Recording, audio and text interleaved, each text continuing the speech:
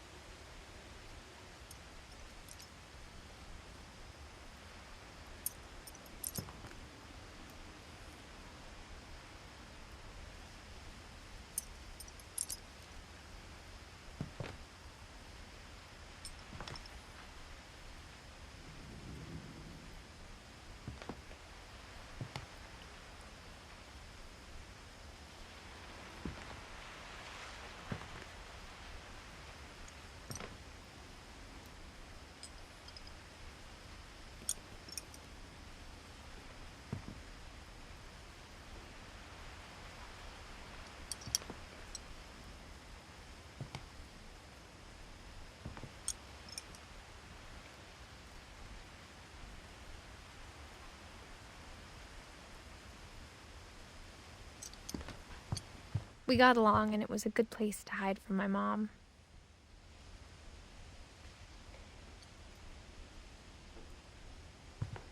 When Edie told people Sven was killed by a dragon, she could also have said he was building a dragon-shaped slide that collapsed. She could have, but she didn't.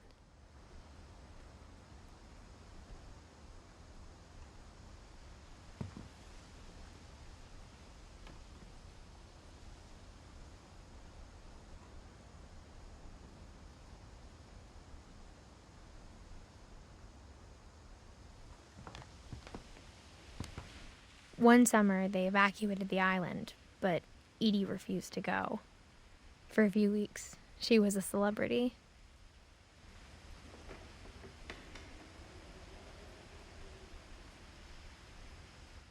I hadn't thought of myself as Edith Jr. for a long, long time.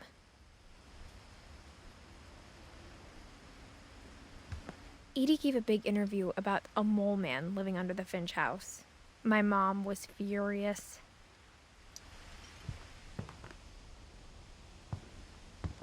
Even in her 90s, sometimes Edie seemed a lot younger than my mother.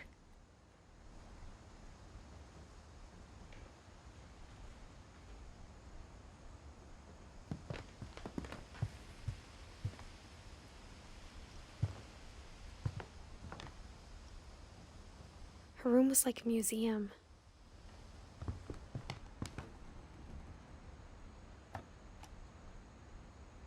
For 500 years, the Finches have been famous throughout Norway for their fortune and misfortune.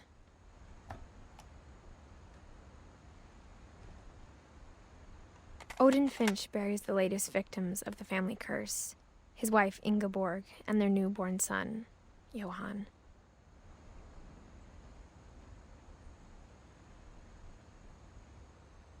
On January 7th, 1937, he set sail with his family and his house, hoping to leave the curse behind. But 40-foot waves off the coast of Washington send the house and Odin to the bottom of the sea. Odin's daughter Edie, with husband Sven and baby Molly, step ashore on their new home, Orcas Island.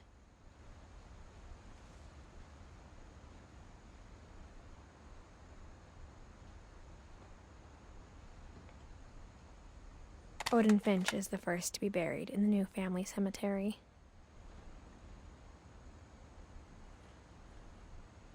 His daughter Edie is already dreaming of a new Finch house.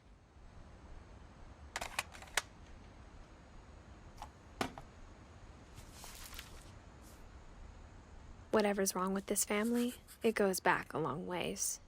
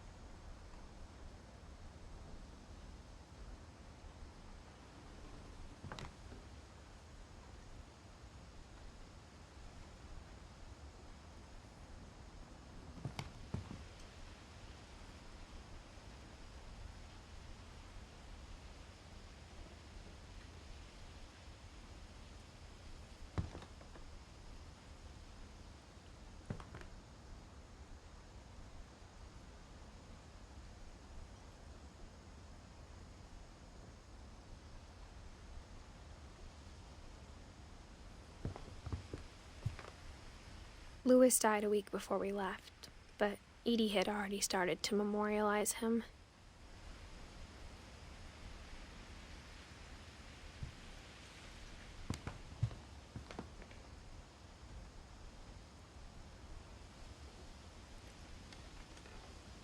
Edie knit me a new pair of gloves every year, just in time to replace the old ones.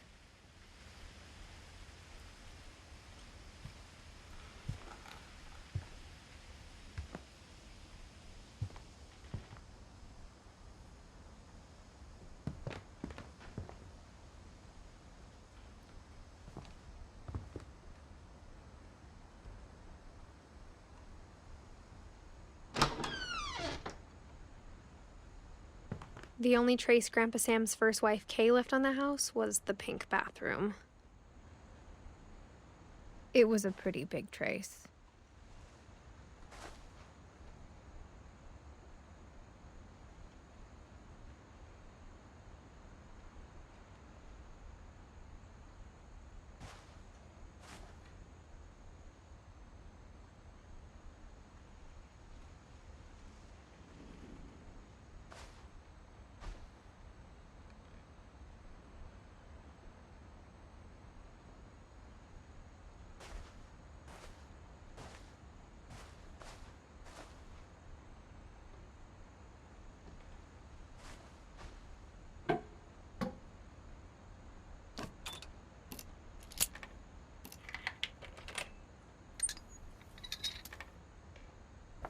There's a secret in this bathroom.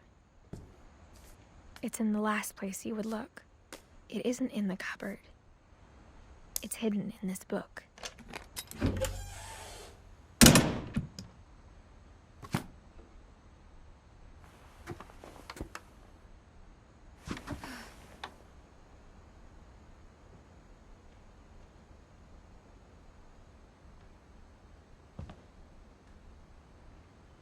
Sven gave Sam an old camera he'd refurbished.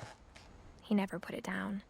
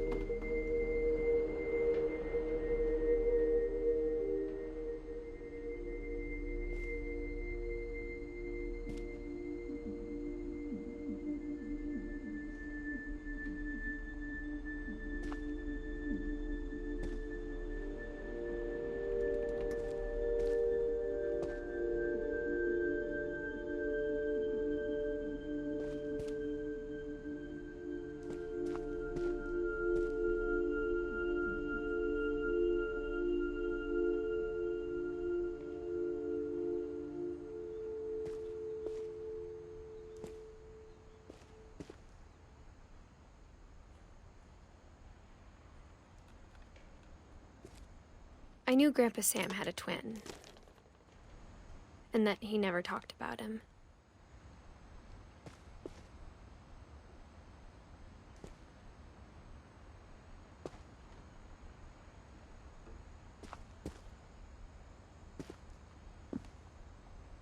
I guess my grandpa didn't like history any more than my mom did.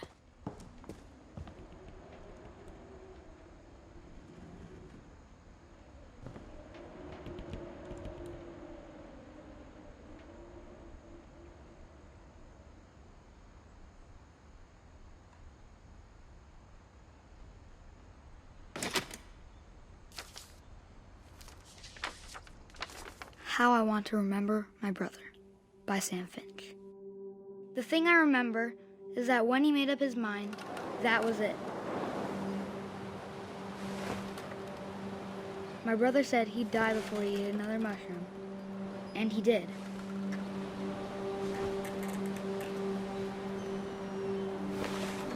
At Barbara's funeral, we swore we'd never be afraid again. And he wasn't. I think Calvin always wanted to fly.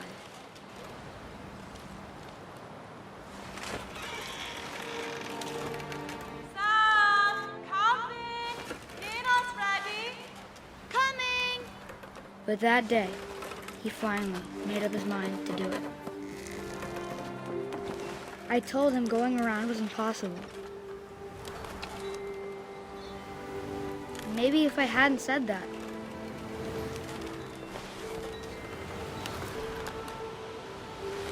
Calvin! I'm not gonna tell you again!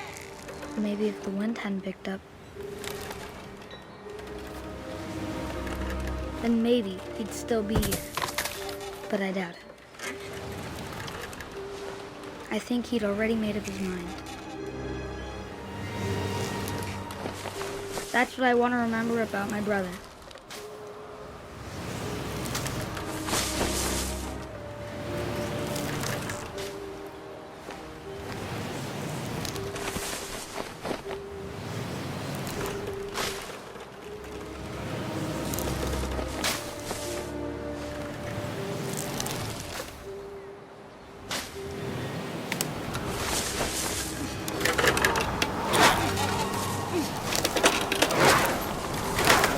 The day he made up his mind to fly. And he did.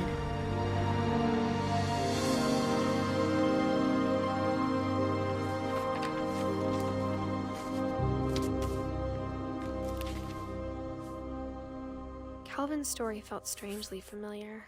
When I was younger, I remember trying to do the exact same thing.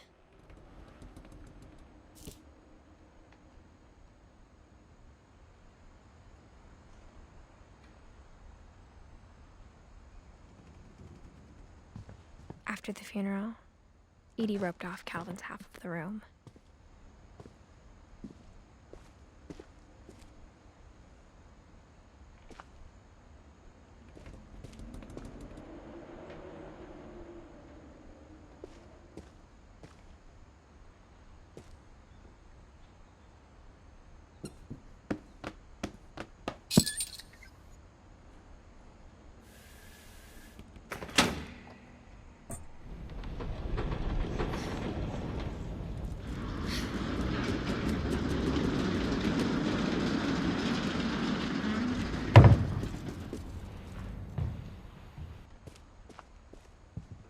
The passages were a pretty tight fit.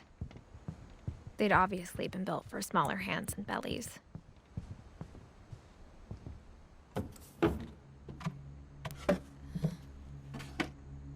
Growing up, I always thought of Barbara as a child star.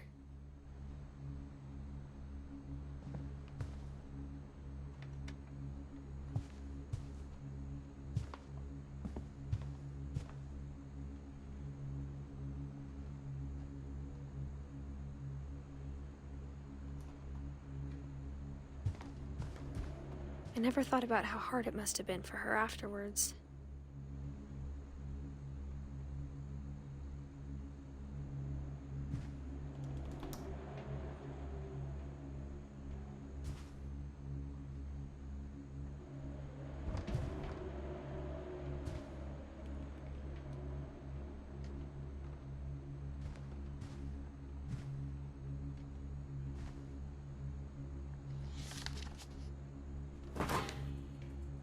Of all the stories people wrote about Barbara's death, I'm surprised Edie saved this one.